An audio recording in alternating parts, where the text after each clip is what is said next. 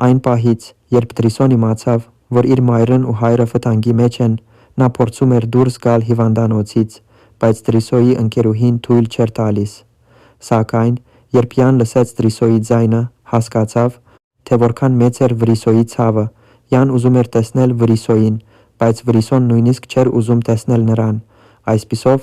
Յան խնդրեց Վրիսոյի ընկերուհուն օգնել իրեն հանդիպել Վրիսոյի հետ։ Մինչ Յան հեռախոսով խոսում էր Վրիսոյի ընկերուհու հետ այս մասին, Վրիսոն դուրս եկավ սենյակից, քանի որ պետք է գնար մոր և հոր մոտ։ Երբ Վրիսոյի ընկերուհին տեսավ, որ Տրիսոն այնտեղ չէ, ասաց. «Յա, Վրիսոն քո պատճառով ինչ որտեղ է գնացել, հետո կզանգեմ քեզ»։ Սակայն Յան հիմա կհասկանար Վրիսոյի գտնվելու վայրը։ Սա Յային հնարավորություն կտար հանդիպել Վրիսոյի հետ շնորհիվ նրա հոր։ Երբ Յան իմանար Վրիսոյի մոր և հոր մասին, կզարմանար։ Երբ նա հարցնում է, թե որտեղ է նա, Վրիշոն հնարավոր է դեռ այնտեղ չի եկել, ուստի Յան կնստի այնտեղ, քանի որ Յան հույս ունի, որ Վրիշոն անպայման այնտեղ կգա, բայց երբ Տրիշոն գա այդ վայրը, Յայի աչքերը